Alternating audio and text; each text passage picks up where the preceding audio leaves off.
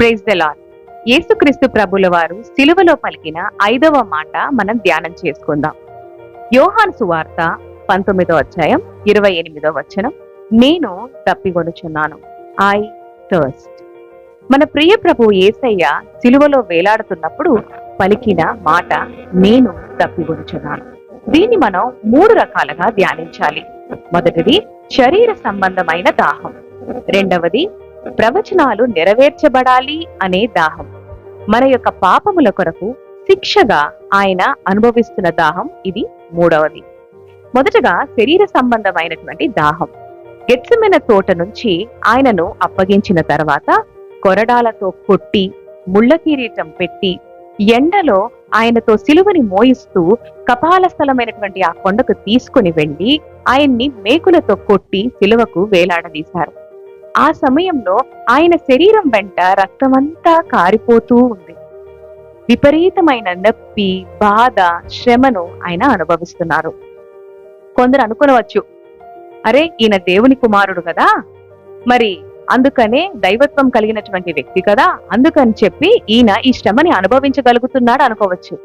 కాదండి, మనలాంటి మామూలు మనుషులకి ఇదే సిలువని విధిస్తే మనం ఎంత నొప్పిని, బాధని, శ్రమని అనుభవిస్తామో ఆయన కూడా అంతే నొప్పిని, బాధని, శ్రమని అనుభవించారండి. ఈ భయంకరమైన శ్రమని ఆయన మామూలుగా ఎవరి శరీరంకైనా గాయమైతే విపరీతంగా రక్తం పోతున్నటువంటి పరిస్థితి ఉంటే ఆ మనిషి రక్తం కారిపోతూ ఉన్నప్పుడు డీహైడ్రేట్ అయిపోతారట. డీహైడ్రేట్ అయిపోతూ వారు దాహం దాహం అని అంటారట. దాన్ని కామన్ వాయిస్ ఆఫ్ డెత్ అని కూడా అంటారు. అలాగే మన యేసయ్య శరీరంలో నుంచి రక్తం అంతా బయటికి వెళ్ళిపోతున్నప్పుడు ఆయన డీహైడ్రేట్ అవుతూ పలికినటువంటి మాట దాహం దాహం అని. ఎప్పుడైనా ఎవరికైనా ఒక యాక్సిడెంట్ అయినప్పుడు లేదా ఏదైనా ఒక పెద్ద దెబ్బ గాని ఏదైనా అపాయం సంభవించినప్పుడు వారికి శరీరంలో నుంచి రక్తమంతా వెళ్ళిపోతున్న సమయంలో నాలుక పిడిచిగొట్టుకుపోతుంది.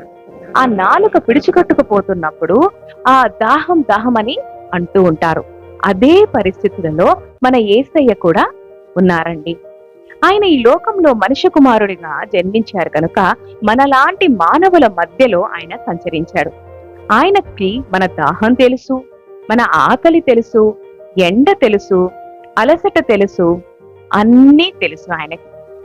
మనం యోహాను సువార్త 4వ అధ్యాయం 6వ వచనంలో చూసినట్టయితే అక్కడ యాకోబు బావి ఉండెను గనుక యేసు ప్రయాణము వలన అలసి ఉన్న రీతిలే ఆ బావి యొద్ద కూర్చుండెను. అంటే ఈ ఎక్స్పీరియన్స్డ్ అలసట, ఆ టైర్డ్నెస్ ని ఆయన ఎక్స్పీరియన్స్ చేశారు.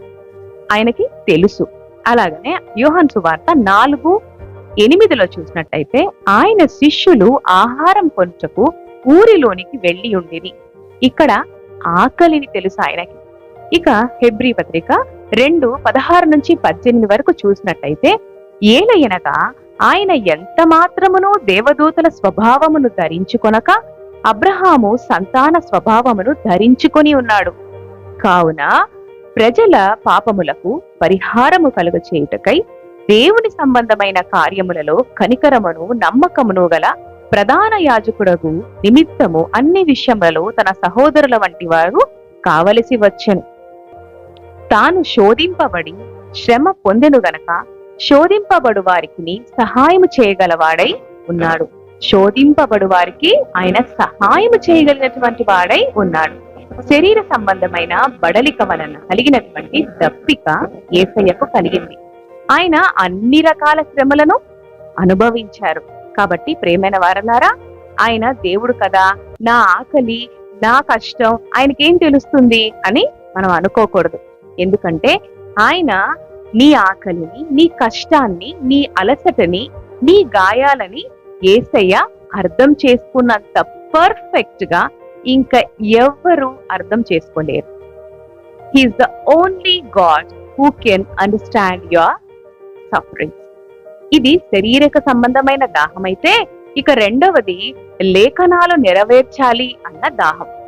యోహాను సువార్త 19వ అధ్యాయం 28వ వచనంలో చూసినట్లయితే అటు తర్వాత సమస్తమును అప్పటికి సమాప్తమైనదని యేసు ఎరిగి లేఖనము నెరవేరినట్లు నేను దప్పిగొనుచున్నాను అని అన్నారు. ఇది ఆయన రెండవ దాహం.